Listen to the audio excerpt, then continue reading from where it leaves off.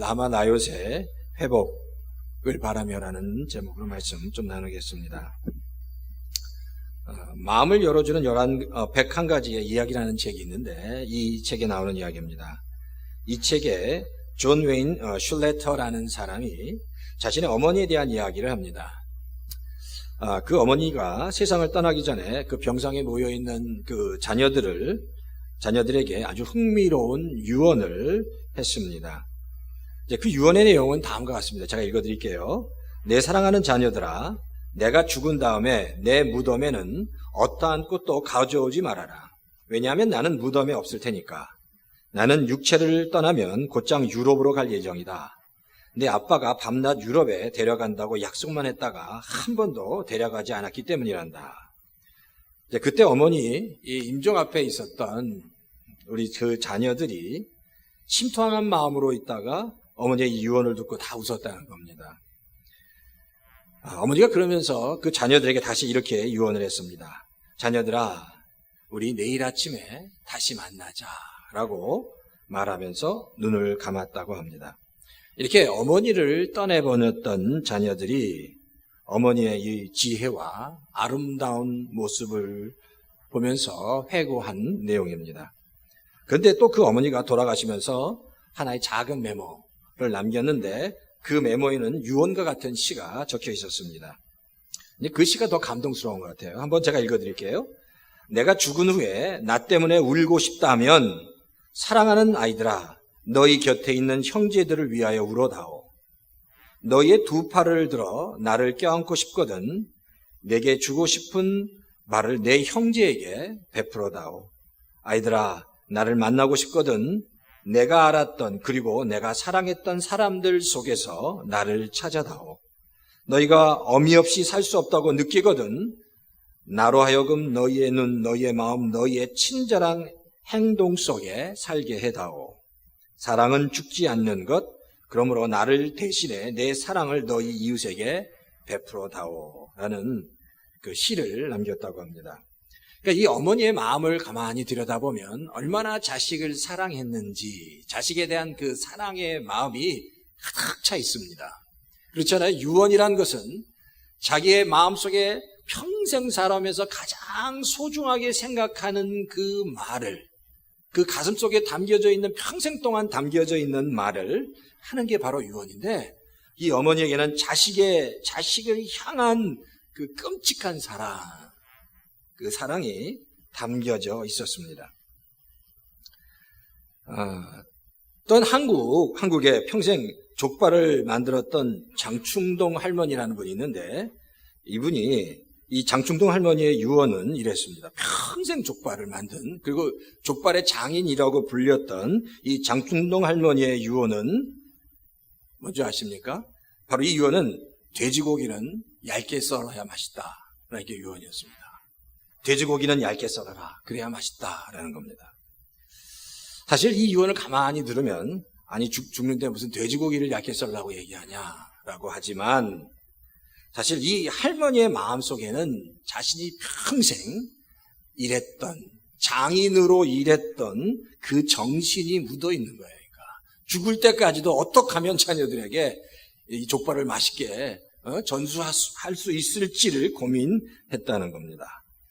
자, 그런 거 보면 평생 동안 마음에 담아두었던 것을 전하는 게 유언인데, 사실 제가 제 자신을 돌아보면서 나는 평생 동안 지금까지 내 마음에 가장 많이 담아두었던 것이 무엇일까 생각해 봤습니다.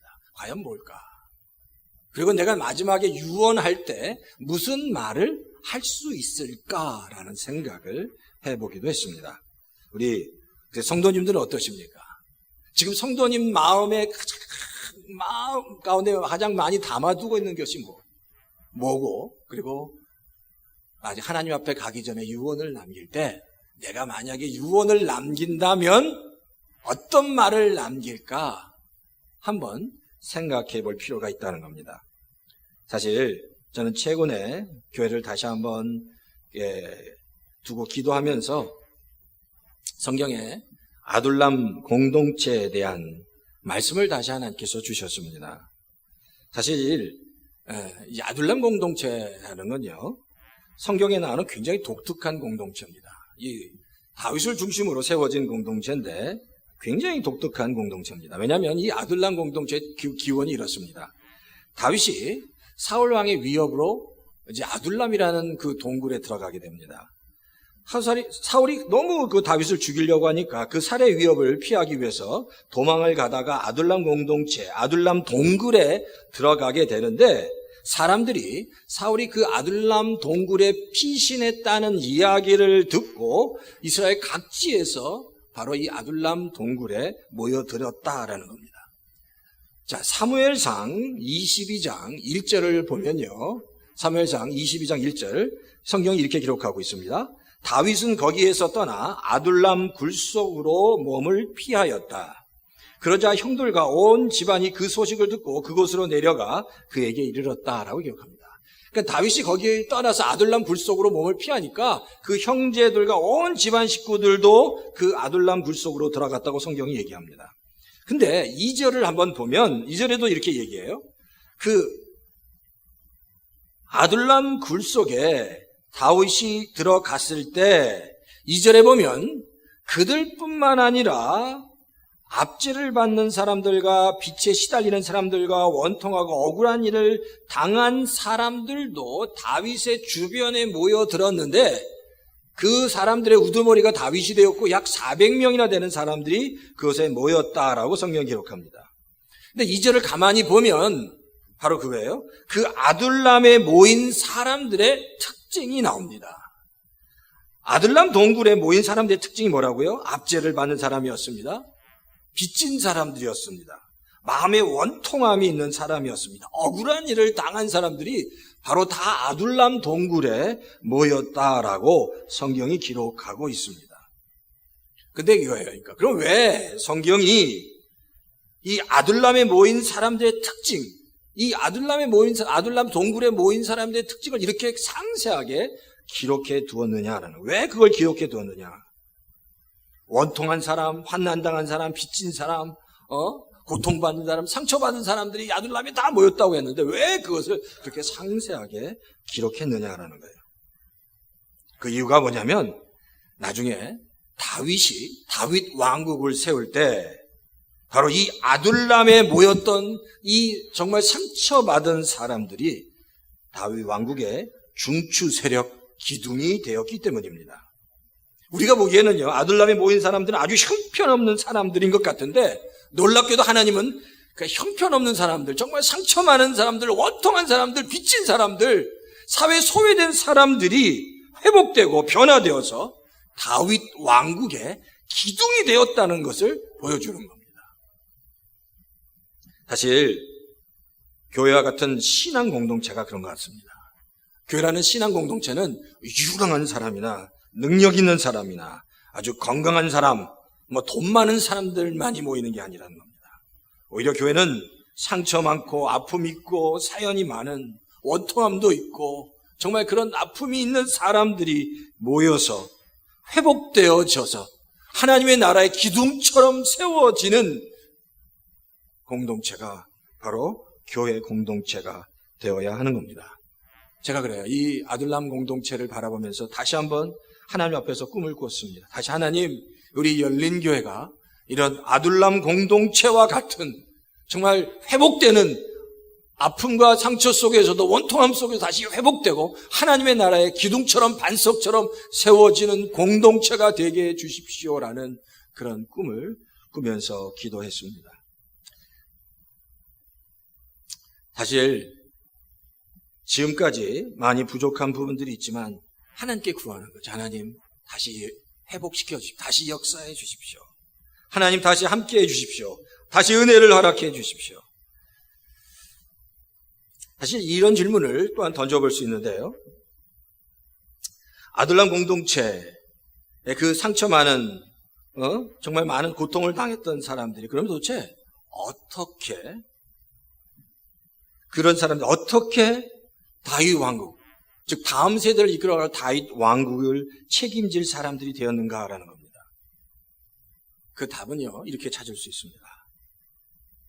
아둘람 동굴에 있는 다윗이라는 지도자가 있었기 때문에 그들은 다음 세대를 책임질 기둥 같은 사람이 되었다는 겁니다. 우리가 이 질문에 대해서 대답을 잘 살펴봐야 됩니다.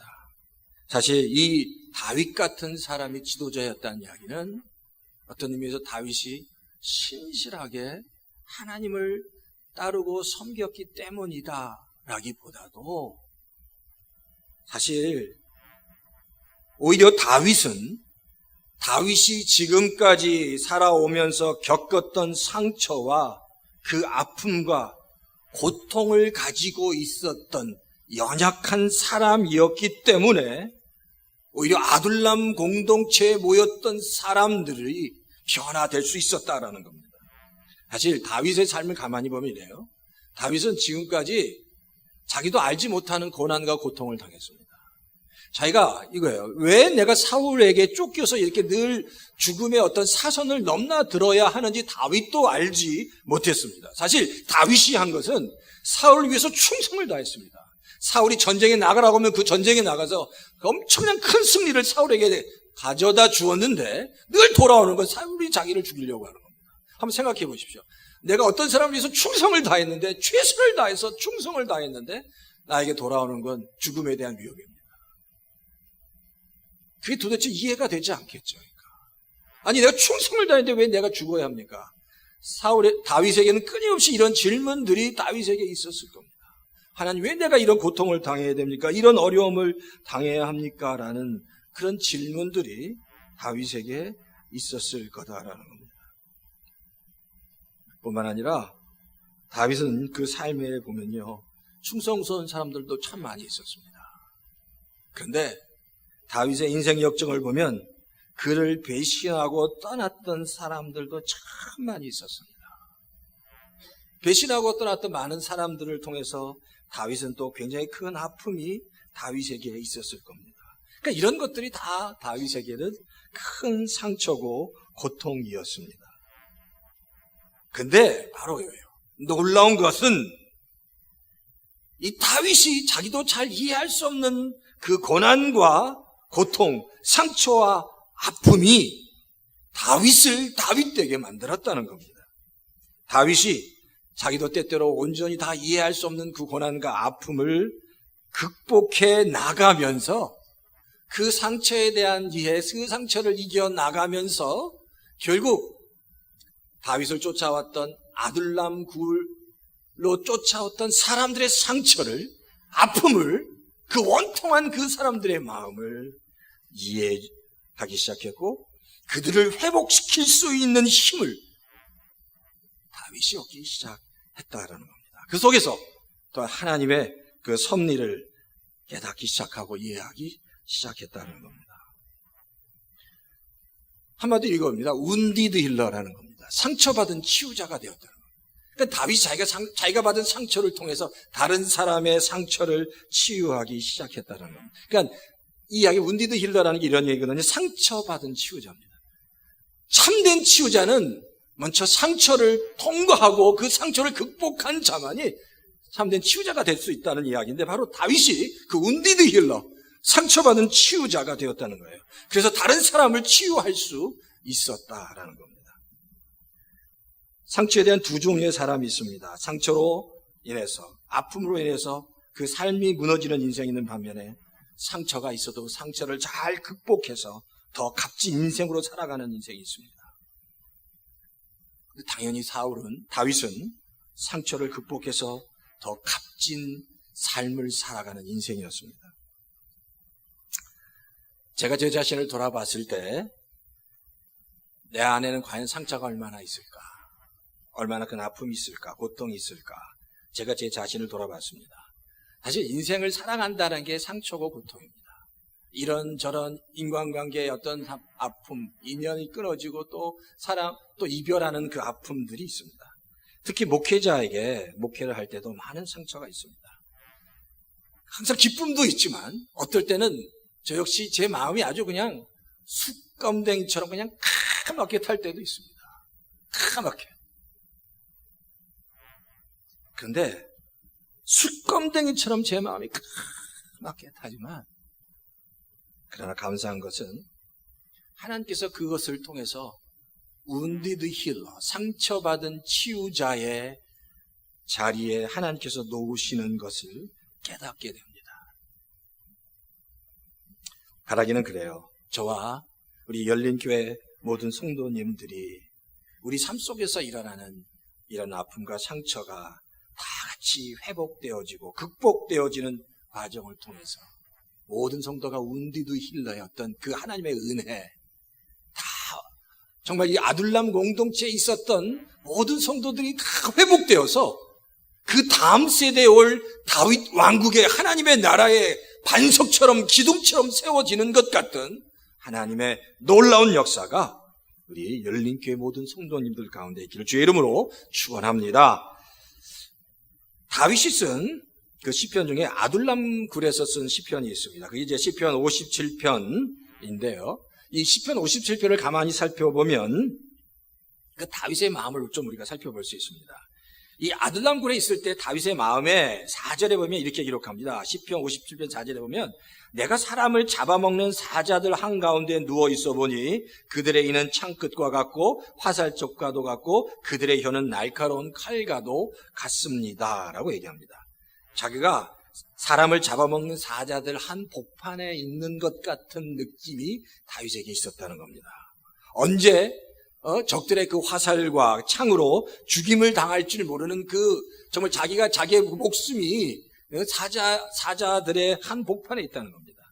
그래서 6절에 보니까 이렇게 그들은 내 목숨을 노리고 내 발 앞에 그물을 쳐 놓아 내가 내 기가 꺾였습니다. 내 앞에는 큰 함정이 있습니다 라고 얘기합니다. 그러니까 이 다윗은 내가 언제 죽을지 모르고 항상 내 앞에 목숨이 언제 죽을지 모르고 그물이 젖어 있고 함정이 파져 있고 그러니까 목숨이 경각에 달려 있는 겁니다. 그런 상황에 놓여 있었다라는 겁니다. 근데 다윗이 아둘람 굴의 시편에서 7절에 보면 그런 환경 속에 정말 사자의 한 복판에 있는 정말 죽을 수밖에 없는 환경 가운데 있는데 7절에 이렇게 고백합니다. 7절에 보면 그럼에도 불구하고 나는 하나님을 향해 노래하기로 결정했습니다라고 고백합니다. 하나님, 나는 내 마음을 정했습니다. 나는 내 마음을 확실히 정했습니다. 내 가락에 맞추어 노래를 부르겠습니다라고 고백합니다. 그러면서 9절과 10절에 이렇게 얘기합니다. 주님의 구원하심과 보호하심에 저는 감사드립니다. 주님의 한결같은 사랑을 찬양하고 고백합니다라고 다윗은 고백하고 있습니다. 승리한 겁니다. 아둘람 그 동굴에서 다윗과 그를 따른 모든 사람들이 다시 회복되고 승리했다는 것을 고백하고 있습니다. 제가 이 말씀을 묵상하면서 다시 한번 우리 열린교회가 아둘람 동굴과 같은 회복의 역사가 있는 교회가 되기를 바라고 정말 하나님께서 그렇게 하실 줄 믿습니다. 어떤 아픔이나 상처도 다 회복되는 역사, 그래서 다시 한번 기둥처럼 세워지는 역사, 그렇게 하실 하나님을 바라보고 믿음으로 바라보고 기둥으로 세워질 우리 성도님들을 바라보며 기도했습니다. 근데 사실 단순히 회복만 되는 게 아니라 기둥처럼 반석처럼 세워지는 겁니다. 우리가 부흥이라고 얘기합니다. 사실 성경에서 말하는 부흥이 뭔가?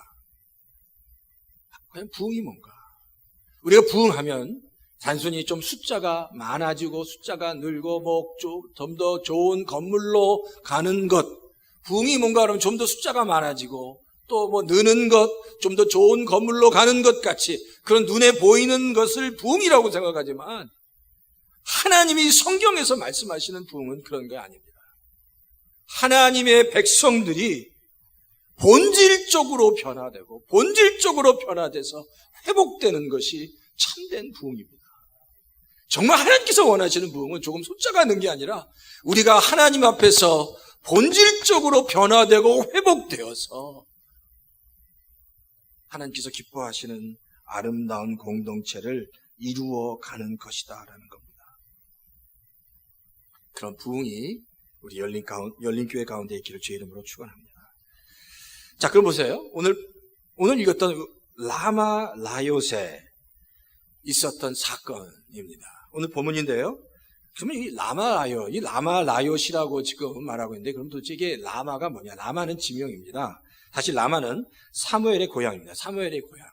그러니까 사무엘이 엄마가 한나잖아. 한나, 분인나, 엘가나 생각나시죠? 이 라마는 사무엘의 고향입니다. 그러면 이 나요스는 뭐냐면, 사실 이 나요스는 그냥 지명이 아니라 사무엘을 따르는 사람들의 모임입니다. 사무엘을 따른 사람들의 모임. 좀 이렇게 표현하면 좋을 것 같아요. 사무엘을 따랐던, 믿음으로 따랐던 사람들, 일종의 선지학교 같은 곳이 바로 나요스입니다. 왜냐하면 나요스의 뜻이 장소를 의미하기 때문입니다. 그러니까 라마에 있는 선지학교, 사무엘을 따르는 선지학교 나요스라는 거예요. 그러니까 사무엘을 따르는 선지학교인 강력한 영적인 공동체를 의미하는 겁니다. 사실 20절에 보면 개역성경에 이렇게 나와 있어요. 바로 그 라마 라요스에서 선지 무리들이 예언하고 사무엘을 그들의 수령으로 지도자로 삼았다라고 얘기합니다. 그러니까 사무엘이 그 라마 라요스의 지도자였습니다. 그리고 그들을 따랐던 사람들을 영적으로 지도했다고 성경은 얘기합니다. 사실 이 당시를 가만히 살펴보면요, 사무엘이 사울보다 더 강력한 힘을 가졌습니다. 사실 이스라엘 백성의 민심은 사울 왕에게 있지 않았고 사무엘에게 있었습니다. 사실 어떻게 보면요, 사무엘이 마음만 먹으면 사울 왕을 제거하고 사무엘이 왕이 될 수도 있었던 상황입니다. 왜? 이 정치적인 힘을 사울 왕이 가졌지만 그 민심은 다 사울을 떠나서 사무엘에게, 다윗에게 있었기 때문이다라는 겁니다. 그런데 오늘 이 본문을 보면 이거예요. 사무엘이 사울을 떠나서 자기 고향인 라마로 내려갑니다. 라마로 내려가서 사무엘이 한 것이 뭐냐? 바로 믿음의 사람들, 하나님의 사람들, 앞으로 하나님의 나라에 크게 쓰임 받을 기둥처럼 세워질 사람들을 세우기 시작했습니다. 사람들을 키우기 시작했습니다. 그곳에 모여서 사람들을 키웠습니다. 바로 사무엘이 그 일을 하고 있었습니다. 근데 성경에 보니까 다윗도 그 이야기를 들었던 것 같아요.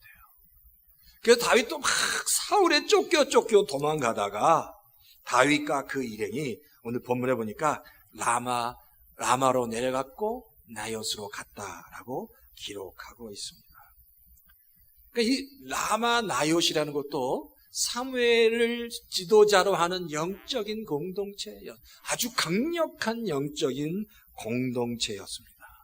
사실 제가 아까 아둘람 공동체라고 말씀을 드렸는데, 이 아둘람 공동체, 아둘람 동굴에 모였던 다윗을 쫓았던 400명 정도의 이 공동체의 전신이 바로 그 아이디어가, 다윗이 그런 아이디어를 가졌던 것은 다윗이 이미 19장에서 라마 나요스에서 사무엘이 만든 그 영적인 공동체를 경험했기 때문입니다.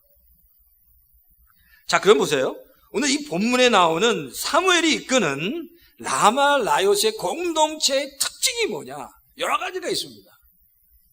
라마 라요스의 특징, 여러 가지가 있어요. 그 지도자가 사무엘이었다는 것. 근데 가장 중요한 특징 하나가 뭐냐면 바로 그 라마 라요스의 공동체는 강력한 하나님의 임재와 영광, 성령의 은혜가 있었다라는 겁니다. 정말 말로 표현할 수 없는 강력한 영광, 하나님의 임재, 성령의 은혜가 있었습니다. 이 당시 이제 두 사람이 비교되죠. 이 당시 정치적으로는 사울 왕이 그 모든 힘을 가지고 있었습니다. 그리고 그 반대로 사무엘은 영적인 지도자였습니다. 근데 이 사울과 사무엘의 차이가 뭐냐면, 사울은요, 사무엘상 19장 9절에 보면 사울이 있는 곳마다 하나님의 악신이 임했다. 악신이 임했다고 얘기합니다. 악신이 임하면 다윗을 죽이려고 창을 던지기도 했어요. 사울은 늘 악신이 임했습니다. 근데 놀라운 것은 사무엘에 있는 이 라마라요스는 늘 강력한 하나님의 임재, 하나님의 영광, 성령의 은혜가 충만했다라고 성경이 기록하고 있습니다. 뿐만 아니라 사울은요, 그 당시 가장 강력한 정치적 권력을 가지고 있었습니다. 그러니까 일종의 이건 시스템입니다. 가장 강력한 정치적 시스템, 사람들을 통제할 수 있는, 민심을 휘어잡을 수 있는 그 시스템을 바로 사울 왕은 가지고 있었습니다. 근데 문제는 그 안에는 하나님이 없었습니다. 성령이 없었다는 겁니다.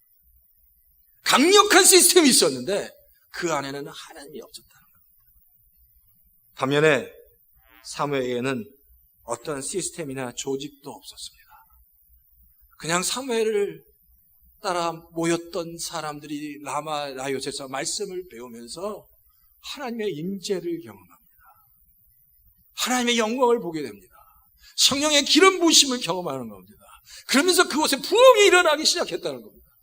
아까 말씀드린 것처럼 본질적인 변화들이, 그 인생의 변화들이 일어나기 시작했다라는 겁니다.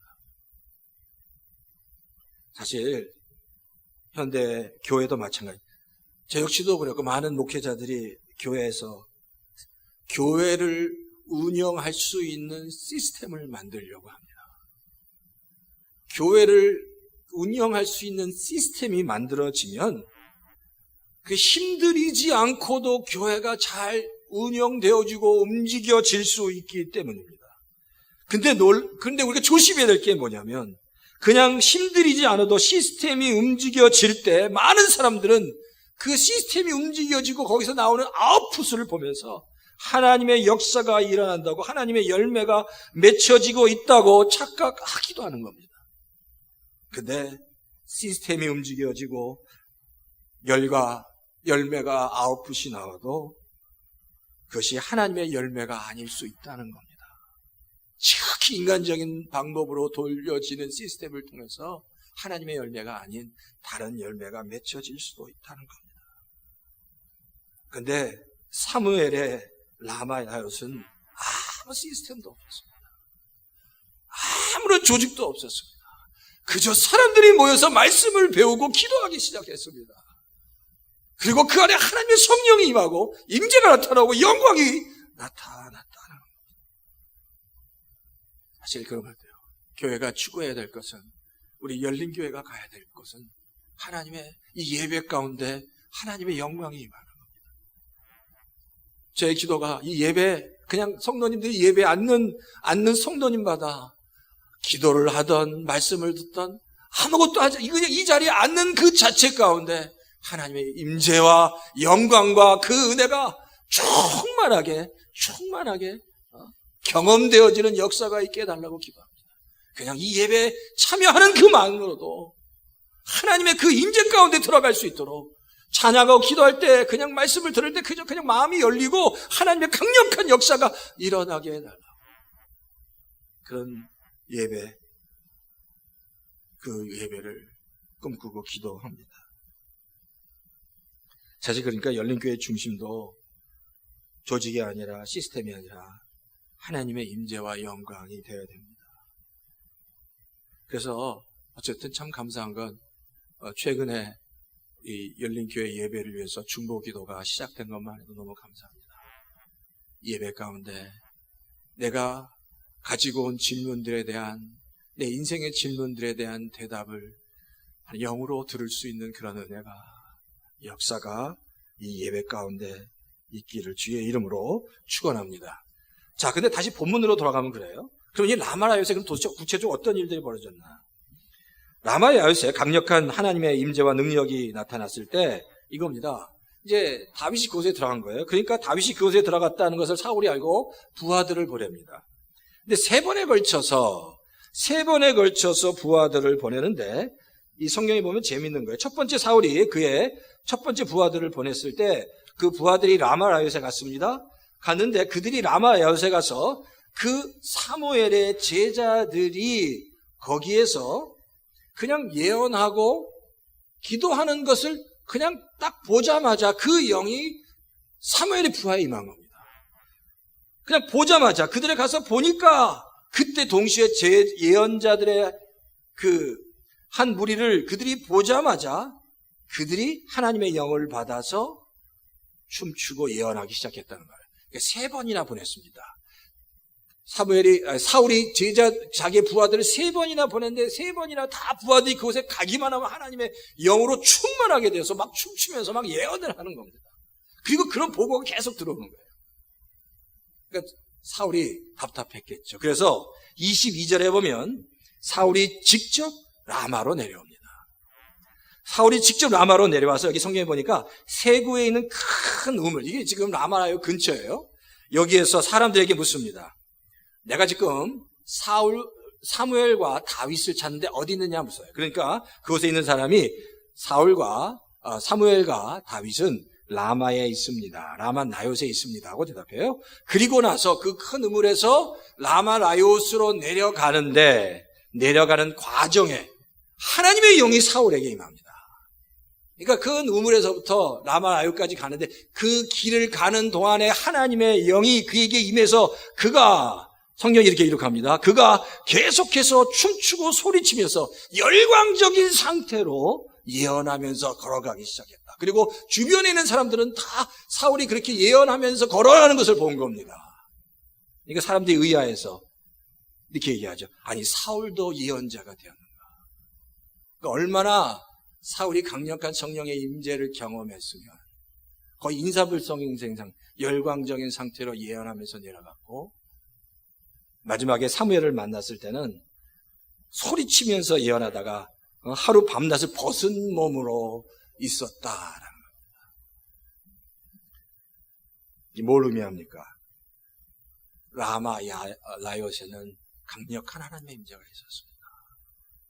강력한 하나님의 임재가, 정말 말씀드린 참된 부흥이 있었습니다. 참된 부흥. 하나님을 만나서 변화되는 부흥이 있었다라는 겁니다.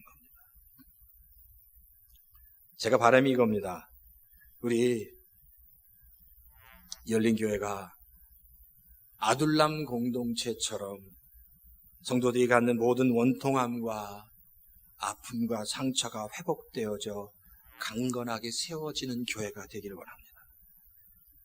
또한 라마 나요스 공동체처럼 하나님의 임재와 영광이 충만한 교회가 되서 그 은혜와 영광이 충만해져서 이곳에 예배 가운데 앉아있는 사람, 성도마다 그냥 하나님의 꿈을 꾸고 하나님을 향해 마음이 열려지고 하나님의 임재 가운데 깊이 들어가는 역사가 있기를 원합니다. 그런 정말 하나님이 함께 하시는 강력한 예배, 하나님의 은혜가 넘치는 예배, 라마 야요스의 그런 은혜가 저희 열린교회 가운데 있기를 원합니다. 제가 스가랴서에서도 말씀드렸죠. 생각나십니까? 화석류 나무라는 거. 머틀나무라고 말씀. 화석류 나무. 꺾어도 꺾어서 꽂기만 해도 다시 살아나는 화석류 나무 같은 그런 생명력, 영적인 생명력. 그런 화석류 나무 같은, 머틀나무 같은 하나님의 강력한 생명력이 있는, 하나님의 강력한 임재가 있는 그런 교회가 되었으면 하는 바람. 하나님께서 반드시 우리가 그 꿈을 가지고 계속 기도하면 하나님께서 우리 열린교회를 통해서 반드시 정말 그런 강력한 하나님을 사랑하는 성도들의 예배로 우리 열린교회를 세워주실 줄 믿습니다.